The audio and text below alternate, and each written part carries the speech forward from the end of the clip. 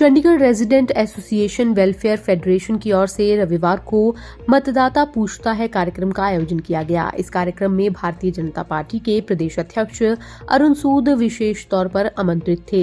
उन्होंने मतदाताओं के सवालों का तथ्यों और आंकड़ों के साथ जवाब दिया और चंडीगढ़ में पिछले 7 सालों में भाजपा द्वारा किए गए विकास कार्यों पर प्रकाश डाला।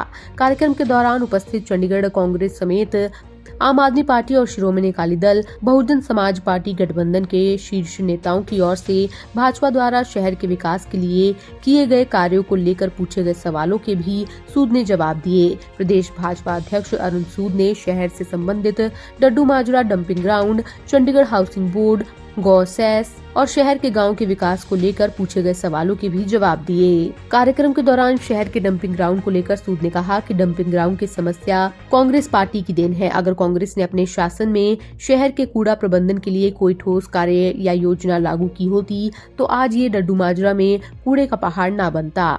सूद ने कहा कि ये समस्या कुछ दिनों में हल होने वाली है, इसलिए नगर निगम ने अत्यंत आधुनिक प्रोसेसिंग प्लांट लगवाने के लिए निगम हाउस में प्रस्ताव पास किया हुआ है।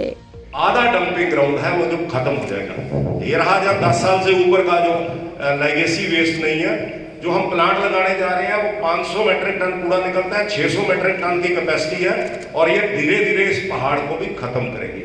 और ये नसूर आज जिसकी वजह से हम 66 में रैंक पे आए हैं, ये नसूर हमें इन्होंने दी शहर को आज, लेकिन उसका समाधान हम कर रहे हैं। एक कैंसर का इलाज रातों रात नहीं होता, उसके लिए हम लगे हुए हैं। दूसरी एक बात अभी आई काओसेस्की की एम्प्लॉइज को दिया जा रहा है।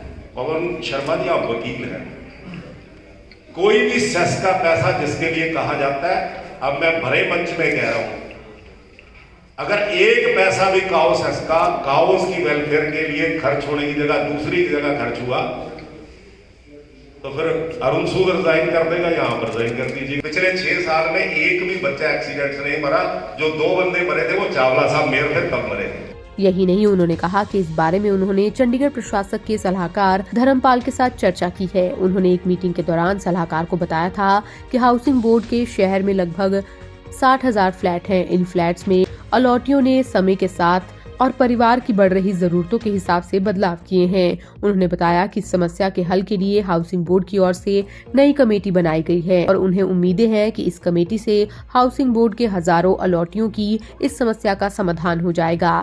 तो एक पहली बार ये शुरुआत ऐसी हुई है कि हाउसिंग बोर्ड में। दूसरा, मैंने डायरेक्टर साहब से बात की थी, मैंने उनसे पूछा भाई साहब 60,000 मकान है, 2 इलाज है। एक है आप जितनी भी जो चीजें, हम स्ट्रक्चर स्टेबिलिटी को छेड़ने की बात नहीं करते कि किसी ने 4 मंजिलें ऊपर बना दी, कल को भूकंप आएगा गिर जाएगा, नहीं करना चाहिए। लेकिन विद इन लिमिट्स वो जो चीजें हैं नीड बेस है, वो पहले भी 2014 के बाद हमने काफी अलाउ करवाई, रजत जी जानते हैं।